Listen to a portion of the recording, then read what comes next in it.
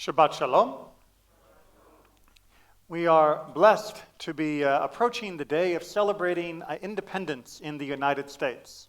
Now, when we talk about independence in the United States, what most of us focus on is not just the historical act of becoming independent from the monarchy of England, but the freedom that America began to offer to its citizens, slowly to be sure, and unfortunately not extended as full to every member of the country at the time of its independence, but the promise of freedom, freedom from the control of the autocracies of Europe and other parts of the world, that promise was indeed a true promise, and one that as Jews we can get behind.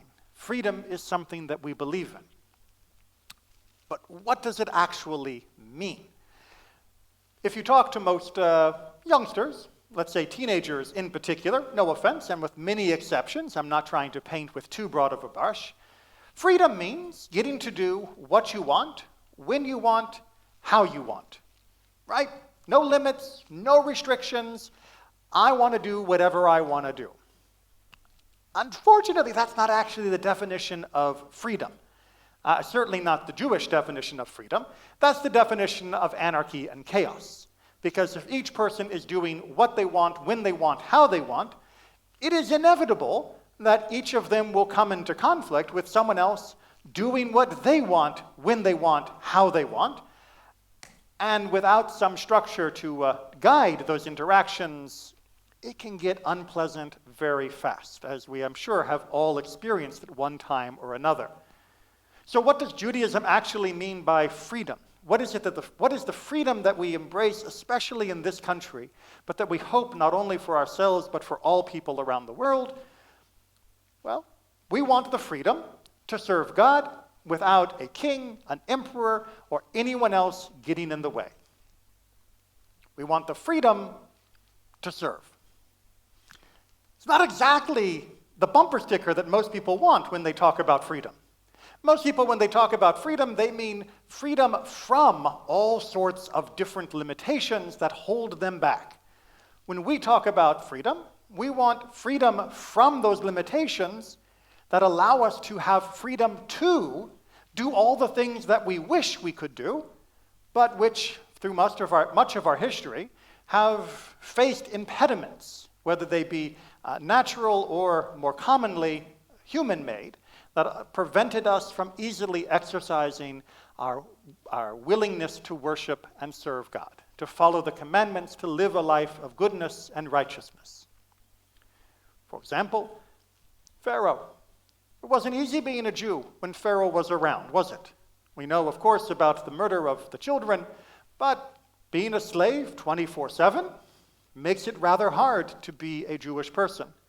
During the time of the Greeks and the Maccabees, again, barriers to our ability to be free and to be Jews, many laws that prevented us from celebrating Shabbat, from studying Torah. During the time of Romans, prohibitions on circumcision, taxation, which drove us into poverty and ruin and forcing us to leave the land in many large numbers. Throughout the Middle Ages, laws that prohibited us from the free exercise of our faith, from moving from place to place freely, from allowing us to build as we wish to build. Laws and laws and laws have always made it harder to be a Jew. Now we live in this country, and we don't have those rules. There is no one telling you that you are prohibited from studying Torah. Well, that's to say, at least no legal authority. There are always going to be a few crackpots. There is no one who legally telling you that you can't live here or you can't live there. No one saying that we can't build a beautiful synagogue. No one saying that we have to make sure that we are subservient to the other population around us.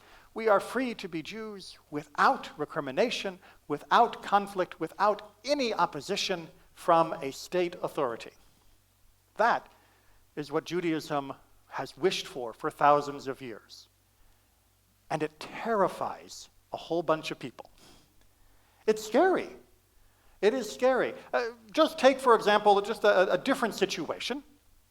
Imagine you had a person that had felt that throughout their entire life that people had been holding them down. People had been getting in their way. People had been preventing them from achieving their dreams. They never had the breaks. They never had the support. They never had the funding. Go to that person and say, okay, you know what? I don't know what's happened in the past, but I am going to write you a blank check. Whatever you need. You want to start your own business? I will fund you to the hilt. But you'll be 100% responsible for what happens. You'll be the only one in charge. You will be the CEO, and you will make all those decisions, and you've got your seed money. And if it works, great. And if it doesn't, on whose shoulders is that failure? It's on yours. It's terrifying to not have something external to ourselves to hang as an excuse for why we are unable to do what we want to do. And so in the modern world, as we have continued to achieve greater and greater freedom in this country in particular, and many other Western nations as well, people have begun to find new reasons, new opposition that makes it so hard to be a Jew. You know, Rabbi, I would love to keep kosher, but have you seen the price of kosher meat? Yes, I have. Does that mean that you can't keep kosher? Or does it simply mean you can't eat as much meat?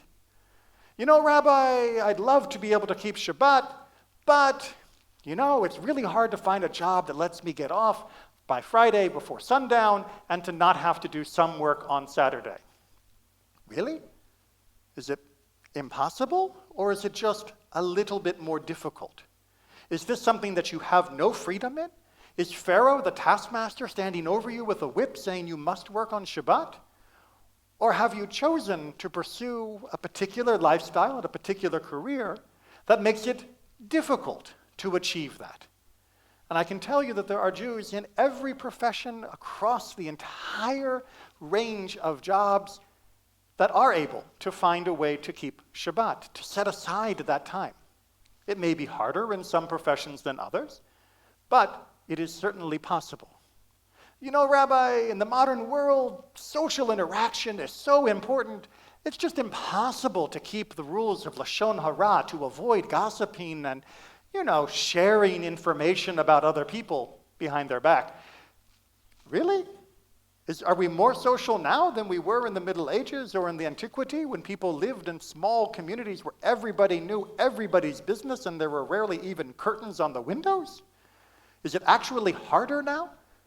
Or are we now facing only these oppositions, and we would very much like to have a reason of why we are not living up to our full potential that this freedom has enabled us to have?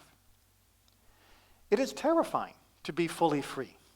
When God brought us out of Egypt and put us into Har Sinai, put us at Har Sinai, the Mount Sinai, to give us the 10 Commandments, and said, now you will be able to do them, we weren't sure that we could. We agreed because we knew the potential, the possibility, and our heady excitement, but immediately afterwards we began to doubt that decision and say, maybe Egypt and slavery wasn't all so bad. Maybe we should turn around. Maybe freedom is not all it's cracked up to be. Well, hopefully, we can recognize that it certainly beats the alternative. We have 2,000 years of examples, more if you wish to be picky, of what it is like to not have the full freedom to make the decision for ourselves of how and if we will serve God, but instead to have tyrants and circumstances push us in one direction or another. Let us try the alternative. Let us embrace that freedom, and we may still make mistakes. But mistakes and shortcomings are part of being a human being.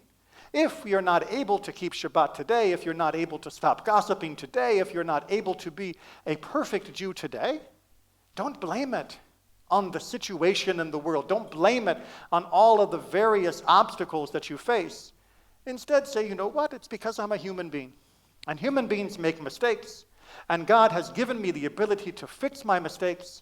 And God has given me the ability to seek forgiveness from both those whom I harm and from God directly. I don't need excuses. I just need to know that I am free to do a little better than I did today. Because the problem with those excuses is they actually deprive us of our freedom. The more we saddle ourselves with excuses, the more we say that there are things preventing us from being the person we want to be, the less likely we are to be the person we want to be and to put ourselves back into fictional chains that prevent us from living the life that we could have. It's not easy. It is scary. It is difficult to truly embrace that freedom. But recognize that you have a community and you have a faith that supports that freedom. We have been crying out for freedom for thousands of years. Enjoy it, taste it, and celebrate it, especially in this country on Sunday, as we celebrate the unique opportunity that America has finally given us and that has inspired so many other places around the world to imitate, to truly let people be free. Shabbat Shalom.